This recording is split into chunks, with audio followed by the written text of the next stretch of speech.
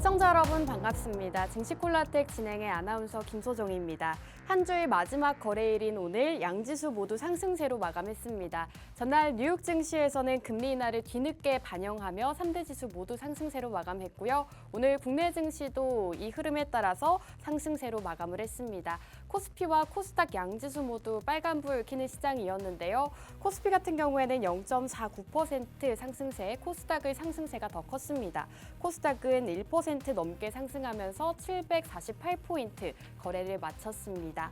삼성전자를 제외한 대부분의 시가총액 상위 종목들 강세로 마감을 했는데요. 해운과 제약바이오 그리고 전선까지 강세를 보인 하루였습니다. 오늘 전반적으로 빨간불 켜면서 기분 좋은 상승 흐름 나타낸 하루였는데요. 앞으로의 남은 시점이 더 중요할 것 같습니다. 앞으로의 시장 대응 전략들 저희 증시 콜라텍과 함께 해보시기 바라겠습니다.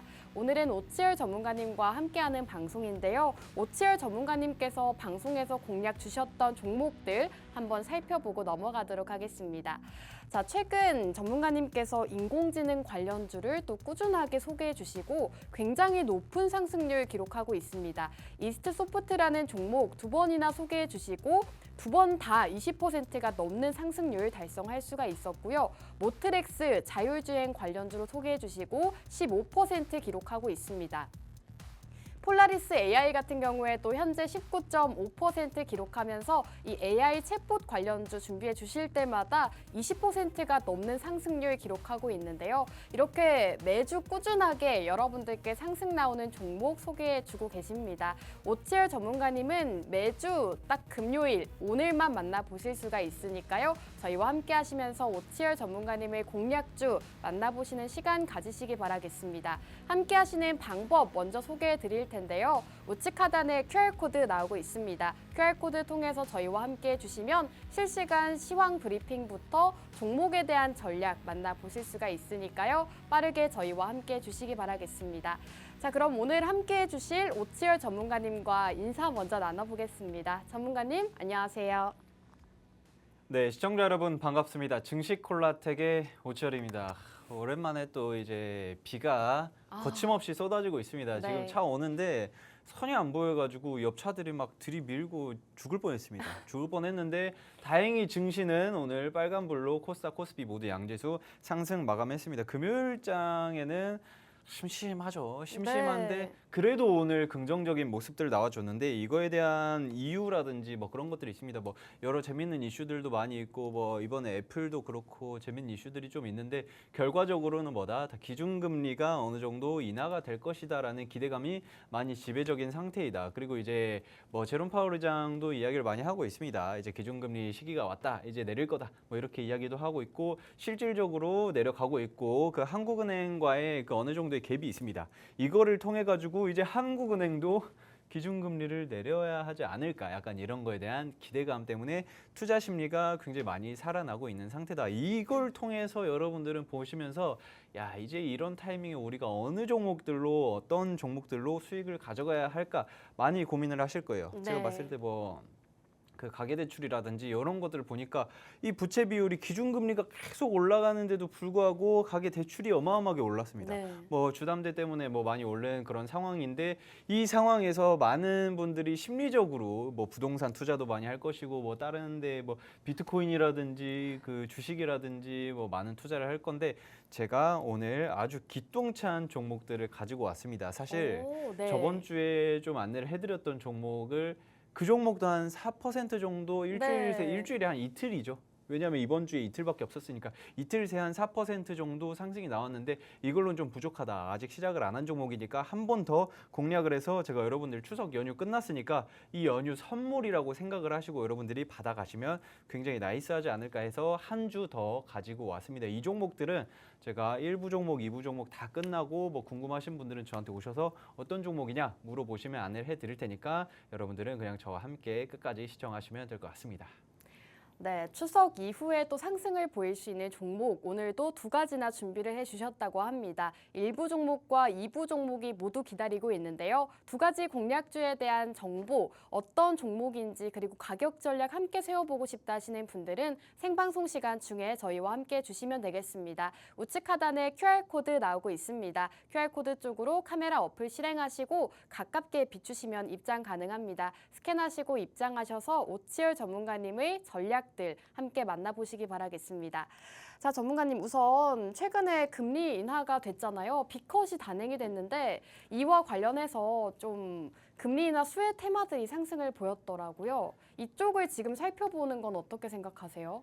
기준금리 인하를 하면서 자연스럽게 어떤 섹터가 오르죠, 앵커님? 지금 제약바이오나 네. 2차 전지 그리고 이런 쪽이 많이 오르고 있죠. 오늘은 어우, 해운주도 강했고 좋습니다. 네. 해운주도 일단은 뭐 LNG선이라든지 전반적으로 뭐 이야기 좋긴 하지만 역시나 앵커님 제약바이오주를 계속해서 아, 전문가님, 제가 안 그래도 네네네. 말씀을 드리려고 했어요. 네. 제가 한 달 내도록 제약바이오를 강조를 했었는데 너무 좋지 않습니까? 좋죠. 좋은데 솔직히 뭐 제약바이오주 좋은데 제가 쳐다를 안 봐서 얼마나 오른지도 잘 모르겠습니다. 이제 아, 뭐 얼마나 그만큼 올랐죠? 관심이 없으신가 봐요. 너무 관심이 없는 상태고 그거를 가지고 있으면 차라리 강원랜드 가서 뭐 도박을 하자라는 그런 마인드가 굉장히 크기 때문에 물론 이제 제약바이오주를 폄하하거나 무시하는 발언은 아니지만 그만큼 그 약간 도박성이 짙은 테마라는 걸 여러분들이 꼭 인지를 하고 투자를 하면 좋지 않을까. 계속해서 위험성을 강조를 하고 있습니다. 여기에서 또 재밌는 게 뭐냐면은 그 위험성 있는 테마들 굉장히 네. 좋고 뭐 좋은 종목들 많이 있습니다. 좋은 종목들이 많이 있는데 앵커님께서는 그러면은 뭐 제약바이오주라든지 뭐 그 해운주라든지 네. 뭐 2차 전지라든지 이런 녀석들 네. 지금 계속해서 공략을 할 생각이신가요? 아니면 지켜보고 계신가요? 저는 사실 개인적으로 제약바이오만 계속해서 집중해서 보고 있다가 이제는 조금 늦지 않았나 싶습니다. 아. 지금은 너무 많이 올라와서 그렇죠. 고점에 대한 부담감이 있을 것 같은데 전문가님 말씀대로 좀 위험성이 있지 않나. 그렇다면 지금 같은 시장에서는 어떤 쪽을 보는 게 좋을까요? 지금 같은 시장에서는 제가 질문을 드렸는데 다시 또 질문 돌아오는 아주 재밌는 순간입니다. 일단 재밌는 게 뭐냐면은 제가 이야기를 하고 싶은 게 사실 그 불안합니다. 저도 이제 군대도 다녀온 그런 입장에서 이거 이러다 진짜 전쟁 나는 거 아닌가라는 생각이 많이 들 정도로 제가 이제 군대라든지 군사라든지 방위 쪽이라든지 뭐 아니면은 저기 중동 지역의 전쟁이라든지 이런 것들을 계속해서 기사를 체크를 하고 하는데 무섭더라고요. 이거 조금만 더 확전이 되면은 이거 큰일 나는 거 아닌가. 지금 중동 전쟁 제가 저번 주에도 이야기를 했지만 좀 웃긴 이야기이긴 하지만 많은 옛날에 한 몇백 년 전에 뭐 1000년 전에 있던 뭐 예언가들이 이런 이야기를 한 적이 있어요. 네. 세계 1차 대전, 2차 대전 그리고 3차 대전에는 상상할 수도 없는 큰 무서운 무기들이 등장을 할 것이고 그리고 세계 4차 대전에서는 우리가 활과 돌멩이로 다시 싸울 것이다 이렇게 이야기를 하거든요. 그러니까 네. 3차 대전이 일어나고 나면은 그 다음부터 다시 리셋이 된다는 거죠. 그런데 정말 무서운 게 중동 전쟁이 발발을 하고 난 이후에 3차 대전으로 확전이 될 가능성이 크다라는 이야기들이 굉장히 많아요. 왜냐하면은 실제 지금 이스라엘과 뭐 팔레스타인도 그렇고 이란과 이라크도 그렇고 굉장히 뭐 심지어 튀르키예도 IS와 함께 들어가가지고 중동 쪽에 대한 영향력을 행사를 하려고 많이 하고 있거든요. 그거 자체가 다 중동의 지정학적 리스크로 포함되어 있는 상태이고 또 지금 저기 어디야? 러시아랑 우크라이나 거기도 지금 곧 3년 됩니다. 3년. 와, 곧 3년 되는데 처음에 우크라이나래. 러시아가 딱 들어가면서 이슈들이 나왔을 때도 사실상 우리는 아무런 걱정 안 했어요. 이거 네. 우리 EU 쪽에서 UN 쪽에서 지원도 하고 우리나라에서도 지원하고 미국이랑 어느 정도 조율을 하면서 몇 개월도 아니고 사실상 몇 주, 뭐 몇 달 내에 끝나지 그쵸. 않을까. 금방 종전이 그렇죠. 될 거라고 생각을 했는데 굉장히 장기화가 되고 있어요. 왜냐하면 러시아가 세계의 그 강대국이잖아요. 네. 뭐 중국, 미국, 러시아 이렇게 해가지고 굉장히 큰 뭐 러시아는 땅덩어리도 세계 1위이기도 하고 그렇기 때문에 굉장히 강한 강대국이다. 예전에 소비에트 연방 때부터 그 소련과 그 미국의 그 구조, 그 콜드워 있잖아요. 그 뭐 하여튼 뭐 그런 그 시대 때부터 미국과의 어느 정도 그 군사력의 어깨를 나란히 할 수 있는 거의 뭐 유일한 국가이지 않나 한 게 바로 지금 현재 러시아죠. 러시아인데 러시아가 지금 우크라이나를 공격을 했는데도 불구하고 함락을 못하고 지금 현재 종전이 되지 않았어요. 여기에서 가장 큰 이유가 뭐라고 생각하시나요, 앵커님? 가장 큰 이유요? 네. 글쎄요, 생각해 본 적이 없는데 저는 최근에 뉴스 네네. 기사를 보긴 했어요. 네. 최근에 또 우크라이나 드론이 러시아 군용 창고를 폭격했다고 해요. 그렇죠, 그렇죠. 이렇게 계속해서 전쟁에 관해서 뉴스는 나오고 있는데 왜 끝나지 않는지는 모르겠습니다. 이유가 뭐냐면은 그 뭐 여러 가지 이유가 있겠지만 네. 뭐 그 기름이라든지 뭐 이런 이슈들도 많이 있긴 하겠지만 사실상 가장 중요한 거는 우리 전 세계가 러시아를 고립시킨 상태입니다. 한마디로 전쟁은 정보전이에요. 정보전. 네. 이 뭐 예를 들면 군사 밀집 지역이 어느 정도 있고 어느 정도의 어느 위치에 뭐 몇 대의 전차가 있고 어느 몇 대의 부대가 있고 뭐 이런 것들을 다 체크를 하고 거기에다가 그 집중 화력을 쏟아 부어야 되는데 그런데 그런 모든 정보를 러시아에게 지금 전 세계가 다 감싼 상태입니다. 그래서 현재 지금 러시아는 눈 감고 싸우고 있는 상황이에요. 눈 감고 싸우고 있는 상황이기 때문에 우크라이나를 쉽게 함락을 하지 못하는 그런 상황인데 자, 또 다른 이야기로 잠깐 셀 뻔했는데 결국에는 러시아와 우크라이나의 전쟁 구조가 굉장히 심화되고 중동 지역, 중동 이쪽에 있고 러시아랑 우크라이나 이쪽에 싸우고 있고 그 중간에는 뭐가 있어요? 유럽이 있잖아요. 이 유럽들이 무슨 생각을 하냐면은 100년 됐죠. 와, 이거 100년 됐는데 이거 지금 100년 전에 무슨 일이 있었죠?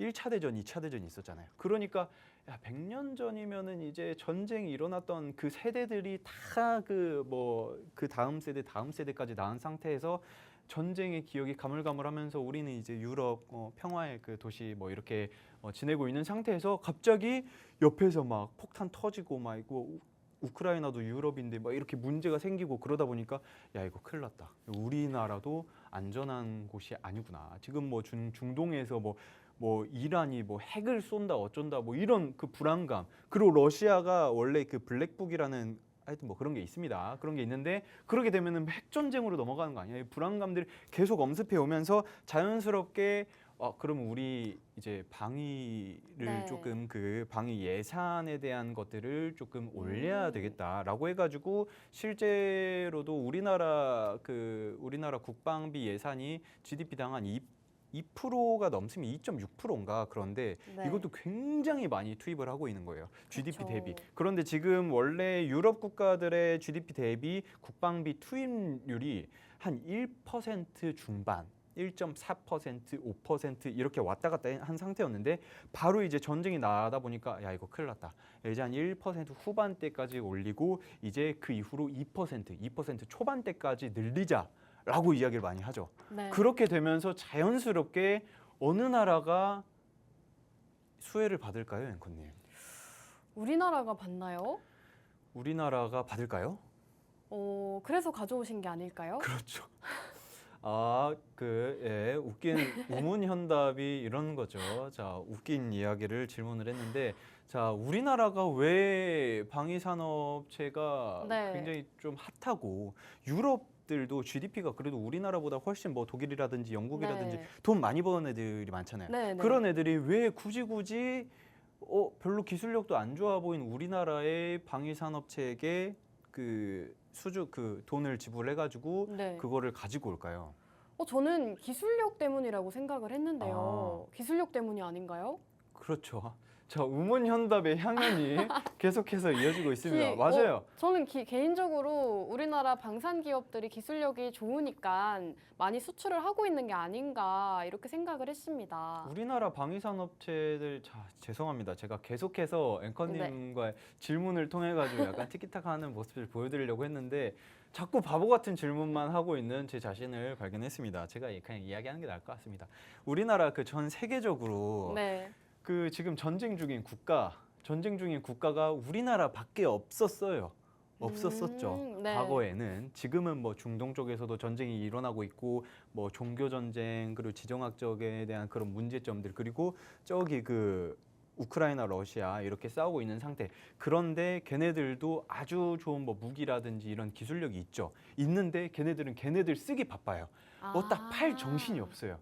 팔 정신이 없고 뭐 어디 이라크, 이란 뭐 갑자기 핵을 쏜다 뭐 이렇게 이야기를 하는데 걔네들의 그 좋은 기술력들을 다른 데다가 납품할 여력이 전혀 없습니다. 왜냐하면은 걔네들이 납품하면은 삥 돌아가지고 내 적이 나를 쏠 수도 있기 때문에. 그런데 우리나라는 우리의 주적은 한 군데밖에 없습니다. 저 바로 위에 바로 엎어지면 코다할 곳이 바로 우리 주적인데 그쪽은 사실상 군사력에 대한 이야기들이 굉장히 많은데 제가 봤을 때는 밀고 들어가면 끝나지 않을까. 네. 그러니까 이런 물론 우리나라의 피해도 좀 있긴 하겠지만 피해가 그렇게 크지는 않을 것이다. 그리고 이제 북한 핵 관련한 그 대학에서 뭐 가르치고 하셨던 분이 우리나라로 와가지고 네. 북한 핵에 대한 그 실정을 이야기를 좀 했거든요. 오, 네. 뭐 거의 사실상 없다라고 보면 된다라고 하더라고요. 그래서 핵이 뭐 없다고요? 북한 뭐 물론 이제 그 있긴 하겠지만 그렇게 막 우리가 중요하게 생각하는 생각할 건 아니다. 뭐 옛날에 뭐 그 러시아에서 야 우리 차르본바 만들었다 뭐 이런 어마어마한 그런 핵폭발을 그 아주 큰 그런 것들은 없고 사실상 먹고 살기 힘들다. 먹고 살기 힘든 상태이고 쌀이나 우리가 준 걸 싹 다 다시 갖다 팔아가지고 그걸로 이제 국방비 예산을 넣었지만 그거에 따른 효과도 미미한 편이다라고 이야기를 합니다. 어쨌든 약간 이야기가 샜는데 결과적으로 우리나라의 국방비, 우리나라의 방위 산업체들이 세계 최고입니다. 우리나라는 빨리빨리 민족이기 때문에 뭐 만들어 달라 하면은 잠깐만 야 공장 24시간 돌려 저 퇴근해야 되는데 무슨 퇴근이야 야 보너스 줄게 계속 돌리게 됩니다. 이런 식으로 계속 돌리게 되다 보니까 자연스럽게 우리나라에서 뭐 수주권도 따내고 뭐 하다 보니까 우리나라는 왜냐하면 휴전 국가였기 때문에 전쟁을 네. 계속 하고 있었던 국가였기 때문에 개발을 계속 합니다. 뭐 천궁이라든지 뭐 K9 자주포라든지 이런 것들 뭐 예전에는 뭐 러시아나 미국에서 원조를 받아가지고 가져옵니다. 가져와가지고 이런 것들을 또 추가적으로 이거를 뜯어가지고 조금 더 좋게 만들어 볼까 해서 계속해서 막 개조를 해요. 개조를 해서 새롭게 아주 기똥찬 전투기라든지 뭐 전차라든지 뭐 이런 것들을 만들어내서 이제는 우리가 갖다 팔고 있는 그런 상황이 되고 있다. 그렇기 때문에 제가 항상 말씀드리지만 방위 산업체는 꼭 포트에 하나 담아둬야 하지 않을까. 오늘 그래서 일부 종목은 방위 산업체 종목 하나다라고 여러분들 일단 체크를 하고 넘어가시면 될 것 같습니다. 네, 오늘 일부 종목은 방산 관련주라고 합니다. 방산주를 포트폴리오에 꼭 한 종목은 담아 두셔야 된다라고 말씀해 주셨는데요. 방산주를 지금 집중해야 되는 이유 여러 가지 짚어주셨습니다. 우선 우크라이나 러시아 전쟁이 계속해서 지속이 되고 있습니다. 최근만 하더라도 우크라이나 드론이 러시아 군용 창고를 폭격했다는 뉴스 기사가 나오고 있고요.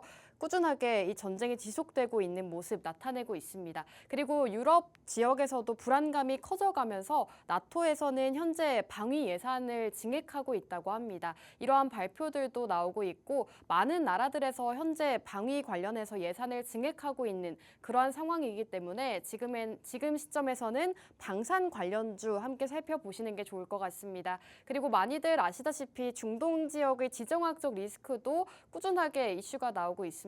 이러한 이슈와 관련해서 오늘은 일부 종목 방산 관련주 준비해 주셨다고 하니까요. 많이들 함께 해보시기 바라겠습니다. 오치열 전문가님의 방산 관련주 일부 종목 궁금하다 하시는 분들은 지금 바로 우측 하단 QR코드 통해서 저희와 함께 해주시면 어떤 종목인지 종목명 받아보실 수가 있습니다. 전문가님께서 딱 두 가지 공략주 제시해 주고 계시는데 이러한 종목들의 상승률 굉장히 좋기 때문에 여러분들께서 오늘의 공략주 꼭 받아보시는 게 좋을 것 같습니다.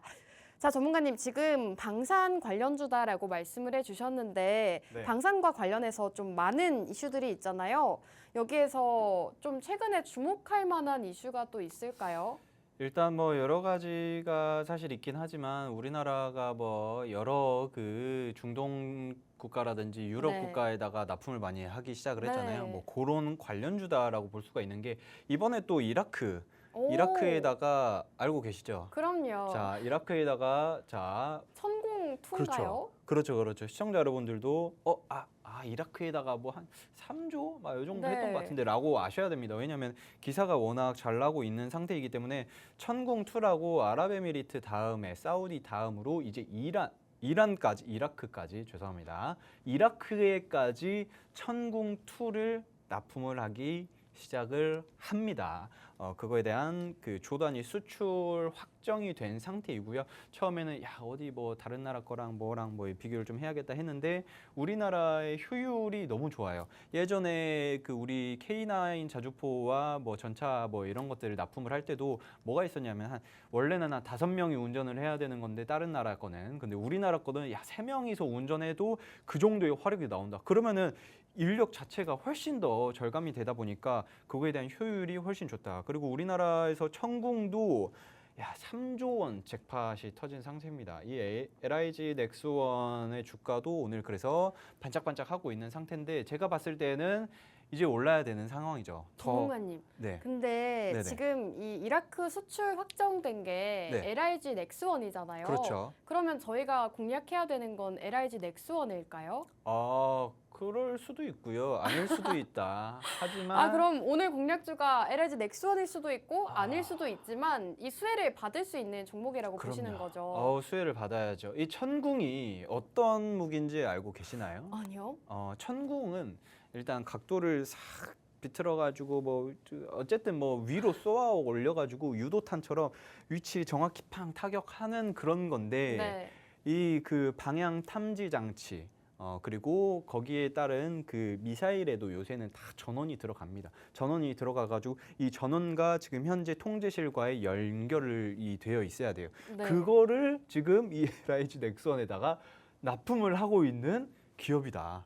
사실상 네. 방향 탐지 장치라고 하면은 뭐 선박에서도 그때 당시 뭐였더라? 비패스였나? 하여튼 뭐 그런 게 있습니다. 뭐 그런 것들이랑 뭐 이런 것들이랑 뭐 여러 가지가 있고 뭐 그 경비 함정도 그렇고 군함에서도 그렇고 뭐 SLBM 같은 거 있잖아요. 팡 쏴가지고 빵 하여튼 뭐 그런 게 있는데 자, 그런 것들이 다 유도 장치잖아요. 유도 장치인데 이 유도 장치에 필수적으로 들어가는 게 방향 탐지 장치 그리고 전원 공급 장치입니다. 그런데 이거를 지금 현재 제가 가지고 온 기업이 LIG 넥스원에다가 납품을 하고 있다. 그렇기 때문에 향후 후발로 굉장히 큰 상승이 나올 수 있는 기업이다. 그런데 왜 상승이 안 나왔냐? 이 기사가 뭐 뜬 지 얼마 안 됐잖아요. 뜬 지 네. 얼마 안 됐고 사실상 지금 목요일, 금요일 이거 그 연차 내거나 월차 네. 내거나 하신 분들은 그냥 지금 며칠 뭐 토일 월 화 수 목 금 토 일 9일을 쉬시는 분들이 굉장히 많으실 거예요. 이제 뭐 그런 분들이 계실 텐데 그런 분들은 뉴스 보다가도 장이 안 열렸거니 생각을 합니다. 왜냐하면 나 오늘 쉬고 있으니까. 그런 상황에서 네. 아직 투자를 못 하신 분들이 굉장히 많을 거다라고 생각을 하는데 이 종목 자체로는 제가 생각했을 땐 다음 주 중으로는 못해도 다음 주 영업일이 한 5일 정도 있잖아요. 네. 5일 정도 있는데 그 5일간 못해도 20% 이상은 올라야 하는 그런 종목이다라고 생각을 하고 있습니다. 큰 횡보 구간이 있는데 제가 봤을 때 최소한 20% 일주일 동안 일주일 기대 목표 수익률이 20%다라고 여러분들이 일단 체크를 하시면 될 것 같습니다. 네, 최근에 LIG 넥스원에서 수출 소식이 전해졌습니다. 천궁2 이라크 수출 확정 소식이 전해졌는데요. 바로 어제 뉴스 기사가 나왔습니다. LIG 넥스원의 천궁2가 이라크로 수출된다고 하고 이 계약 규모가 3조 7천억 원 규모라고 합니다. 이 소식으로 오늘 LIG 넥스원이 2% 넘게 상승세로 마감을 했는데요. 오늘 기업이 바로 이 LIG 넥스원의 협력사라고 합니다.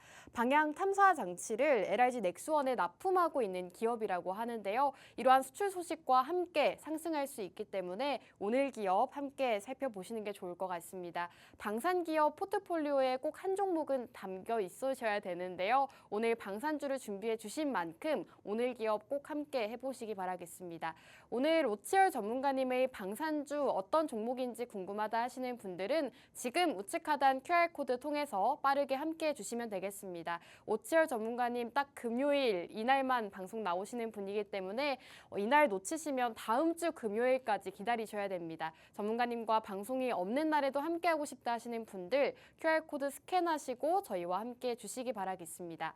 자, 전문가님 지금 방산이다라고 말씀을 해주셨는데 사실 최근에 방산 기업들 좀 52주 신고가 경신한 종목들도 있고 그렇죠. 좀 상승이 많이 나와서 부담되는 자리는 아닐까 싶습니다. 아, 걱정 안 하셔도 됩니다. 걱정 안 해도 되나요? 네, 이 종목은 힘이 그 고녀석들 받을 때 힘을 네. 제대로 못 받았어요. 그러면 네. 방산 빅4 기업은 아니라고 볼 수 있겠네요. 아, 그 방산 빅4 기업 중에 앵커님도 아쉬운 그 종목이 있잖아요. 네. 뭐 그 종목은 당연히 아니고요. 뭐 네. 약간 그쪽에 살짝 아래에 있다라고 생각을 하시면 될 것 같습니다. 오. 이게 많은 분들이 뭐 여러 기업들 뭐 저번에 앵커님 말씀하셨던 뭐 하나 에어로스페이스라든지 네. 뭐 아주 좋은 기업들 많죠. 좋은 기업들 많은데 항상 거론되지만 시가총액이 그렇게 크지 않은 뭐 이런 종목이다라고 좀 생각을 하시면 될 것 같은데 또 재밌는 게 많이 있습니다. 이번에 그 네. 중국과 일본과 사이가 어떻죠, 앵커님? 중국과 일본이요? 네, 썩 좋지는 않죠. 그렇죠. 그 계속해서 또 의문연답인가요? 아, 그렇죠. 그럴 수밖에 없죠. 거기도 일제 강점기라는 시기가 있었기 때문에 네. 자, 어쨌든 죄송합니다. 웃기려고 하는 소리예요, 계속.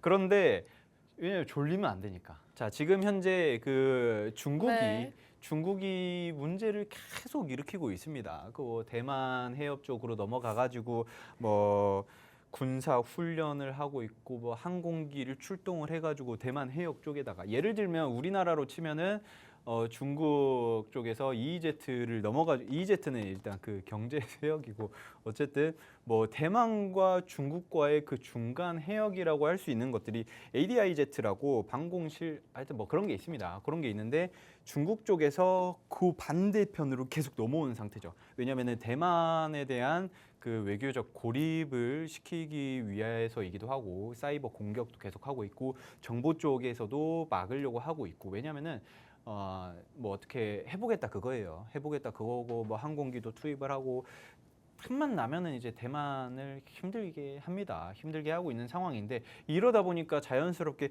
우리나라는 우리 그 코리아 아일랜드잖아요. 섬으로 이루어져 있고 위쪽에는 적군이 있고 그리고 저 옆에다가는 중국이 있고 오른쪽으로 하면은 뭐 일본이 있기는 하지만 어쨌든 그렇습니다. 그런 여러 가지 외교적 그 좀 불안감이 있는 상태인데 여기도 우리나라도 아시아 태평양 지역으로서 굉장히 불안한 지리적 위치에 있어요. 왜냐하면은 여기가 사실상 저기 그 아시아에다가 우리나라만 볼록 튀어나와서 항구로 쓰기 굉장히 좋거든요.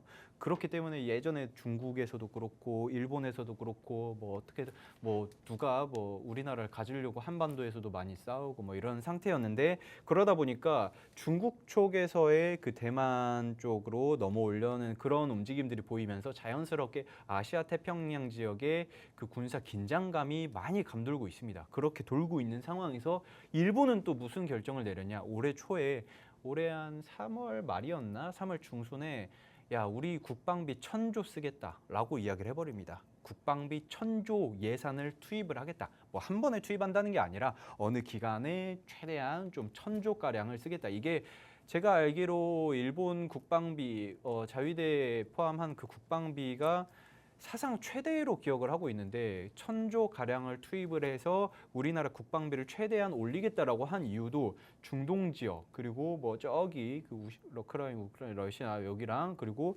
중국과의 그런 문제점들이 계속해서 대두되고 있는 상태이기 때문에 우리 국방비 자위대에 대한 힘도 최대한 끌어올리겠다라는 겁니다. 그런데 여기에서 여러분들이 보셔야 되는 게 외국 저 멀리 있는 그 지구 반대편에 있는 나라에서도 우리나라에다가 그 방위 산업체에 수주 그 돈을 내 가지고 그 방산 부품을 가지고 옵니다. 떼오죠. 뭐 K9이라든지 뭐 이번에 천궁도 그렇고 일본에서도 방위액을 크게 올려 가지고 계속해서 연구 개발을 해서 우리나라의 그 신제품도 만들겠다라고 이야기를 하고 있고 우리나라는 뭐 계속 만들고 있고 그리고 이게 국가 정책별로 다 투자를 하고 있는 산업이고 뭐 제가 항상 이야기했던 뭐 AI라든지 로봇이라든지 이런 산업보다는 좀 재미가 없어요. 재미가 없지만 지금 앵커님 갑자기 너무 즐겁게 웃으시는데 재미가 없으셨나 보네요 지금까지. 아닙니다. 저는 네. 열띤 토론을 하고 있는데 네. 혼자서 열띠게 토론을 하고 있었는데 아닙니다. 너무 즐겁게 듣고 있었어요. 즐거우면 안 되는 건데 이게 즐겁다기보다는 네. 알찬 정보를 그렇죠. 네네, 그 이게 알찬 문제점들이 굉장히 많아요. 굉장히 네. 많은데 이 시점에서 각 정부마다 다 정책 지원을 하면서 투자를 하고 돈을 벌어 들여 가지고 이 방위 산업체에 투자를 해서 또 이제 키우려고 하고 있는 상태인데 그런데 내가 뭐라고 네. 투자를 안 하냐 이겁니다. 오. 사실상 우리나라 휴전 국가이기 때문에 제가 진짜 100번도 말했어요. 내 포트폴리오에 있다가 북한이 무슨 짓을 할지 모르기 때문에 방위 산업체 관련주 꼭 하나는 담아둬야 하지 않을까라고 이야기를 했습니다. 그런 상태에서 뭐 중동 확전에 대한 그런 불안감, 뭐 북한에 대한 그런 불안감, 그리고 중국, 뭐 그리고 저기 중동 지역 멀죠. 엄청 멉니다. 절대 보이지도 않고 소리도 들리지 않지만 밤마다 막 폭탄 터지고 난리가 아니랍니다. 그렇기 때문에 여러분들도 반드시 그거에 따른 수혜를 받을 수 있는 종목들 담아가셔서 다음 주에 최소 한 15%에서 20% 이상 상승 나올 수 있는 종목 받아가시면 여러분들 계좌가 아주 따뜻해지지 않을까 이렇게 생각을 하면 될 것 같습니다. 네, 오늘 오치열 전문가님께서 방산 기업 계속해서 강조해주고 계십니다. 포트폴리오에 방산 관련주는 꼭 한 종목 담아 두셔야 된다라고 말씀해 주셨는데요. 실제로 최근에 이 지정학적 리스크가 꾸준하게 불거지고 있습니다. 중국과 대만 군사적 긴장감도 고조가 되고 있는 상황이죠. 중국과 대만 지금 군사적 긴장감이 고조가 되면서 내년 대만 국방 예산이 올해보다 8% 가까이 증액되기도 했다고 합니다. 이렇게 각 나라에서도 꾸준하게 국방비를 높여가고 있는 상황이고 지금 유럽에서도 병력을 충원하고 있는 상황이라고 합니다. 이렇게 방산 쪽 집중하셔야 되는 이유가 상당히 많기 때문에 여러분들께서 오늘 오치열 전문가님의 방산 관련주 꼭 함께 만나보시기 바라겠습니다. 무엇보다도 단기 상승이 가능하다라고 강조해 주셨는데요. 다음 주 시장에서 10%, 15%의 상승이 가능한 종목이다라고 말씀해 주셨기 때문에 오늘 기업 꼭 함께 해보시기 바라겠습니다. 어떤 종목인지 궁금하다 하시는 분들은 지금 우측하단 QR코드 통해서 저희 팍스통신망 접속해 주시면 이 안에서만 공략주에 대한 정보 제공해드리고 있습니다. 어떤 종목인지 종목명과 가격 전략 함께 세워보고 싶다 하시는 분들은 방송 끝나기 전에 빠르게 저희와 함께 해주시면 되겠습니다. 자, 전문가님 오늘 방산주 소개를 해주셨는데 방산주 제가 너무 상승이 나오지 않았나요? 라고 말씀드렸을 때 네. 아니다라고 말씀해 주셨잖아요. 그렇죠. 그렇다면 얼마나 좋은 자리에 있는지 혹시 차트 볼 수 있을까요? 좋습니다. 앵커님께서 차트를 너무 잘 봐주시니까 제가 네. 약간 검사받는 느낌으로다가 한번 네. 보여드리도록 하겠습니다. 지금 현재 차트를 한번 보자면 자 매물대가 어느 정도 한 5,000원, 5,500원 구간에 형성이 되어 있는 상태입니다. 이거 자체가 솔직히 말씀드리면 횡보 기간이 굉장히 길었어요. 횡보 기간이 굉장히 길었고 과거에는 뭐 1월 달만 7,200원까지 치솟았었다가 그 전에는 3,000원대까지도 떨어졌었던 구간이 있습니다. 이거 보시면은 잘 이렇게 잘 모아주고 있습니다. 모아주면서 어느 정도 힘을 모으고 있는 상태다. 그런데 이번에 저번 주에 제가 말씀드렸던 게 한 4,000원, 4,700원이었나? 그 정도에서 바로 또 이제 상승이 나와가지고 지금 한 4,900원대 형성을 하고 있는데 다음 주 월요일 되면은 제가 봤을 때 바로 5,000원까지는 올라갈 겁니다. 제가 생각을 하기로는 5,000원 이하에서 여러분들이 공략을 하시면은 굉장히 어느 가격대든 베스트다라고 생각을 하고 있고요. 그리고 여러분들 목표 주가는 일주일만 오치열 이 양반이 말한 것처럼 딱 일주일만 보겠다 하시는 분들은 딱 5,500원 혹은 5,700원대까지 여러분들이 적당하게 매물대가 많이 쌓여 있는 구간에서 정리를 하고 나가면은 베스트다. 일주일 단위 베스트다라고 생각을 하시면 될 것 같고 나는 아니다. 조금 더 강하게 봐서 LIG 넥스원 3.5조 원 수주권에 대한 수혜를 온전히 받아서 큰 상승이 이어질 때까지 기다리겠다 하시는 분들은 한 달 보시면 될 것 같습니다. 한 달 만에 제 생각에는 7,200원 전고점을 뚫고 올라가지 않을까 생각을 하고 있는데 그렇게 되면 50% 상승을 하는 거거든요. 50% 목표 수익률 생각을 하시면서 한 달 기다리시고 큰 수익 여러분들 계좌에 차곡차곡 쌓아가면서 야 오치열 이 양반아 이거 이제 언제 팔면 되냐 궁금하신 분들은 저한테 오셔서 물어보시면 될 것 같습니다. 네.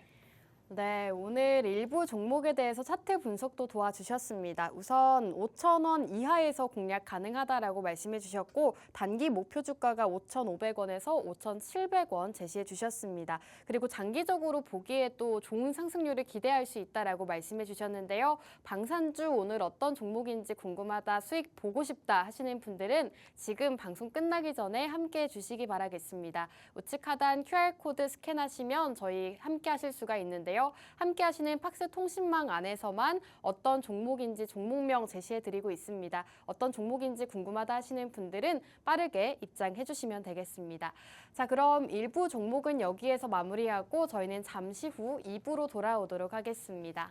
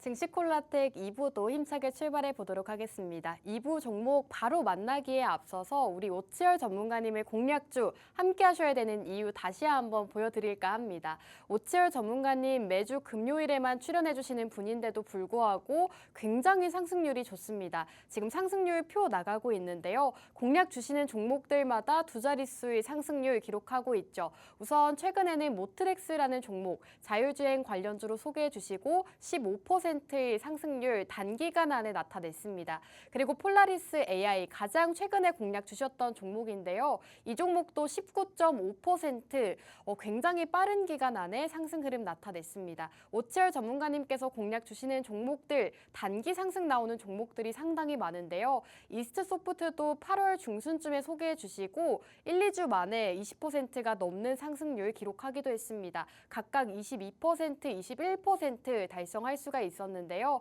이렇게 공략 주시는 종목들마다 지금 평균 상승률이 20%가량이 됩니다. 일부 종목도 단기적으로 봤을 때는 15%에서 20%가량의 상승이 기대된다라고 말씀해 주신 만큼 일부 종목과 2부 종목 모두 함께 만나보시기 바라겠습니다.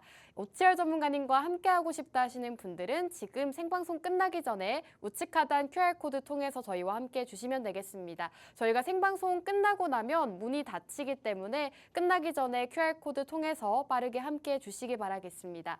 자, 그럼 이제 본격적으로 2부 종목에 들어갈까 합니다. 전문가님, 저는 개인적으로 2부 종목을 많이 기다렸어요. 왜죠? 1부 종목은 조금 재미가 없었나요? 아니 그건 아니지만 네. 이미 한번 하셨잖아요. 아. 그래서 많은 분들이 눈치를 채셨을 것 같기도 하고. 그래요? 네. 근데 이게 제가 약간 좀 재밌는 게 네. 일부 종목에서 하고 싶은 이야기를 어느 정도 좀 하다 보니까 시간이 많이 부족을 해요. 그래서 부족한 상황인데 그래서 이거는 일부 종목은 저번 네. 주에 2부 종목이었기 때문에 말을 많이 하고 싶은 이야기인데 아. 그렇기 때문에 또 많이 안 올랐기도 하고 공략을 한 번 더 한 거다. 근데 제가 이제 중간에 약간 네. 쉬는 시간이 있는데 앵커님이 왜 이렇게 재미없냐고 뭐라 하시더라고. 그래서 네. 이게 돈 버는 게 재밌는 거 아닌가 아. 라는 생각도 하고 아, 어쨌든 그럼요. 그렇죠. 네네. 재미없을 수도 있어요. 이러고 다음 주에 만약에 이 종목이 15%가 올라갔어요. 그러면은 정말 재밌는 겁니다. 그러면은 여러분들 그냥 재미가 없어도 재밌는 겁니다. 아, 그냥 그럼요.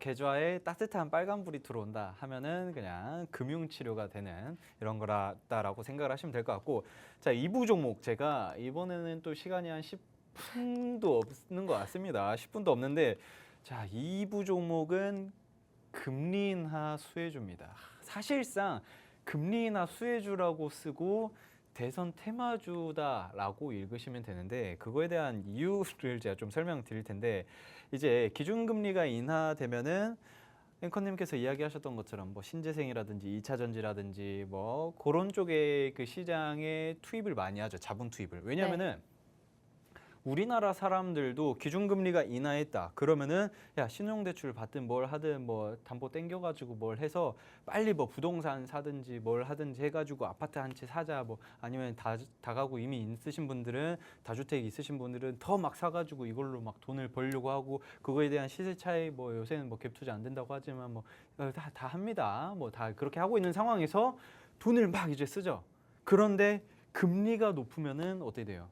투자를 못하는 상황이죠. 투자를 못하는 상황인데 기업들도 똑같습니다. 기업들도 예전에는 신재생에너지, 태양광 패널 해가지고 뭐 하여튼 뭐 그런 게 있습니다. 그런 거를 투자를 해서 이거를 돈을 뽑아내야겠다. 뭐 어디 공장에다가 쫙 깔아야겠다. 어디 산에다가 쫙 깔아야겠다. 그건 안 돼요. 산사태 일어납니다. 막 이렇게도 하고 막 이제 뭐 그 법이 계속 개정되고 있어요. 그런 상태에서 태양광, 풍력, 뭐 수력 뭐 이런 것들 신재생으로 이용할 수 있는 모든 것들을 투자를 진행을 하고 있었어요. 뭐와 함께 5G, 6G와 함께. 그런데 갑자기 코로나가 터지면서 막 보조금 지원하고 그리고 기준금리가 막 빵빵빵 올라가고 국채가 막 말이 안 막 이러다 보니까 자연스럽게 야 먹고 살기 바빠 죽겠는데 투자는 무슨 투자야? 투자하지 마. 빨리빨리 최대한 줄여 해가지고 5G, 6G 투자가 대폭 줄은 상태였었죠.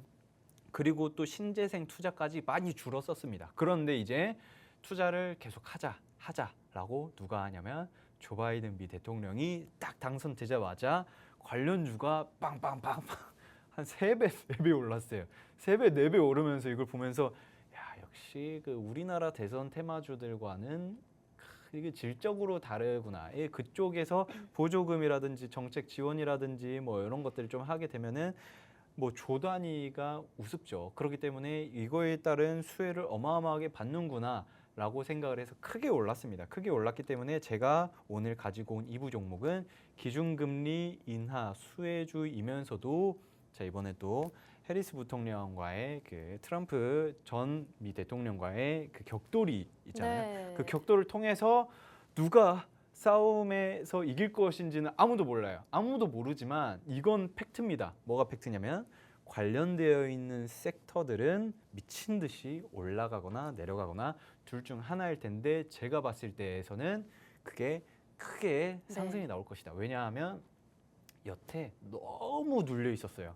그 신재생 쪽이 너무 눌려 있었고 태양광 뭐 이쪽은 또 재밌는 이야기 또 한 3-4개 생각났는데 그 이야기를 하면 또 이제 방송 시간이 없어지니까 약간 줄여보자면은 하나솔루션 태양광 패널 만들어 가지고 싹 팔려고 하는데 중국에서는 태양광 패널을 만든 게 그 나무 판때기보다 싸요.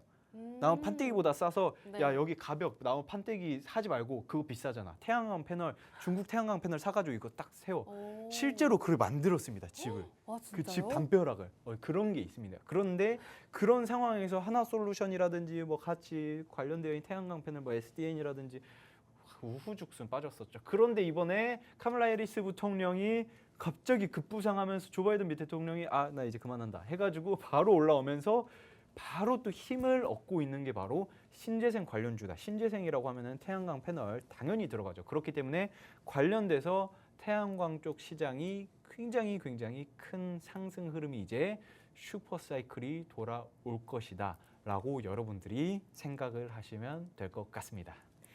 네, 오늘 2부 종목은 금리 인하 수혜주로 준비해 주셨다고 합니다. 최근 시장에서 금리 인하가 단행되면서 금리 인하 수혜 테마들이 또 강세를 나타내고 있는데요. 이 흐름에 맞춰서 오늘은 금리 인하 수혜 테마 준비해 주셨다고 하고요. 대선 테마주로도 엮인다고 합니다. 이제 미국의 대선이 정말 얼마 남지 않은 시점인데요. 이 가장 강한 두 가지 테마를 모두 담고 있는 오늘 기업이기 때문에 함께 해보시기 바라겠습니다. 오늘 2부 종목 어떤 종목인지 궁금하다 하시는 분들은 이제 생방송 시간 딱 5분밖에 남지 않았습니다. 5분 안에 우측 하단 QR코드 통해서 저희와 함께 해주시면 1부 종목과 2부 종목 모두 받아보실 수가 있으니까요. 빠르게 QR코드 스캔하시고 함께 해주시기 바라겠습니다. 자, 전문가님 좀 전에 대선 테마주다라고 말씀을 해주셨는데 네. 많은 분들이 2부 종목에 조금 더 관심이 가실 것 같아요. 이제 대선이 얼마 남지 않았잖아요. 그렇죠. 그래서 대선 테마주를 보는 게 중요할 것 같긴 한데 사실 이 해리스 부통령이 될지 트럼프가 될지 아무도 모르는 거잖아요. 그렇죠. 그럼 우리는 어떤 전략을 세워야 할까요? 이 전략을 세우면 됩니다. 제가 정확하게 알려드릴게요. 오, 네. 둘 다 사시면 됩니다. 둘 다 일부 사시면 종목이 방산이니까 그렇죠. 트럼프 수혜주. 정확하죠. 오. 소름 돋았어요. 너무 명확한 답변을 그럼요. 주시네요. 재밌는 게 뭐냐면은 네. 자 여러분들 그 아주 재밌습니다. 예전에 그 우리나라 지금 현재 대통령님과 함께 격돌을 펼쳤던 뭐 그분 계세요. 뭐 그분과 함께 또 그 전에도 또 항상 기호 1번, 2번과 항상 거의 다투잖아요. 거의 다투면서 1번과 2번 관련주들이 굉장히 많이 있어요. 정치 테마주라고 하죠. 그런데 이 국회의원에서도 그렇고 뭐 대선도 그렇고 그런 상황에서 재밌는 게 관련주들이 수두룩 빽빽인데 여기에서 가장 핵심적으로 움직이는 녀석들이 있습니다.